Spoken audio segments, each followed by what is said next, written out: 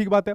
अनेक प्रकार के समाज हमारे देश के अंदर है, अनेक प्रकार की संस्कृतियां हमारे देश के अंदर है, तो उनका ज्ञान होता है, उनके प्रति समझ बढ़ती है, उनके प्रति सेंसिटिव होते हैं, उनकी संस्कृति का हम लोग सम्मान करते हैं। जब तक हम किसी की संस्कृति के बारे में जानेंगे नहीं तो उनका सम्मान कैसे हम लोग यहाँ पर करेंगे। बहुत सारे कल्चर आपको देखने को मिल जाएगा, आपको देख के लगेगा हंसी आ जाएगी, "अरे यार ये ऐसे कैसे कर रहे हैं?" भाई उनका वो कल्चर है, वो कल्चर उनके इतिहास से यहाँ पर जुड़ा हुआ है। तो जब तक उसके बारे में आप चीजें पता नहीं करोगे तो तब तक आपको समझ में कैसे यहाँ पर आएगी। हमारे देश के अंदर बहुत सारे कल्चर ऐसे होते हैं, संस्कृति ऐसी होती है, दूसरे देश के लोग उसका मजाक उड़ा लेते हैं।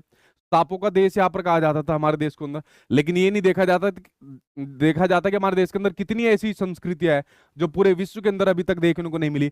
तो इस सामाजिक अध्ययन को पढ़ाने का मकसद, उद्देश्य ये भी है कि समाज और संस्कृति के प्रति समझ बनाई जाए, इनका डेवलपमेंट यहाँ पर बच्चे के अंदर किया जाए, लोकतांत्रिक नागरिकता का विकास हो सके, डेमोक्रेटिक। हमारा देश एक डेमोक्रेटिक यानी कि लोकतांत्रिक कंट्री है, सभी को यहाँ पर समान समान तरीके से देखा जाता है, समान अधिकारों की बात करता है। हमारे संविधान के अंदर सभी को समान अधिकारों की बात की गई है, बिना किसी भेदभाव के यहाँ पर बात की गई है, ठीक है।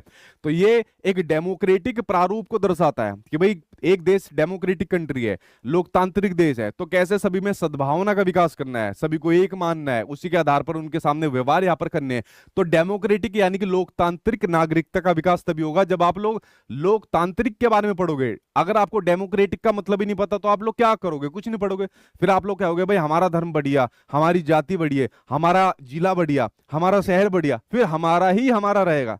लेकिन अगर आप सभी के बारे में जानोगे तो आपको पता लगेगा कि हमारे देश में कितनी बढ़िया चीजें यहाँ पर देखने को मिलती है। हम लोग बच्चों को क्रिटिकल थिंकिंग कराने के लिए सामाजिक अध्ययन पढ़ाते हैं।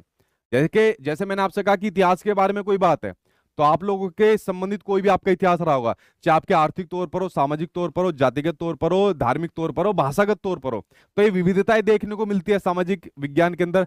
तो भाई इसी के आधार पर क्रिटिकल थिंकिंग आपको बच्चों को करानी है। ये नहीं कहना कि भाई मेरे मेरे वाला सबसे बढ़िया है, भाई सभी का बढ़िया है, सभी को रिस्पेक्ट यहाँ पर देनी है और सभी को एक दूसरे से चीजें सीखनी, आदान प्रदान करना है यहाँ पर आपको।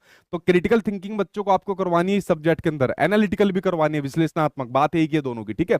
आगे ये हमारा जो भौतिक वातावरण होता है और जो संसाधन होते हैं उसका ज्ञान हमें देता है, ये हमारी उसकी समझ बढ़ाता है। जैसे मैं आप लोग देखते होंगे आसपास में नए नए लड़के बाइक लेकर खूब दौड़ाते रहते हैं बाइक के अंदर। जब हम लोग छोटे से थे तो मेरे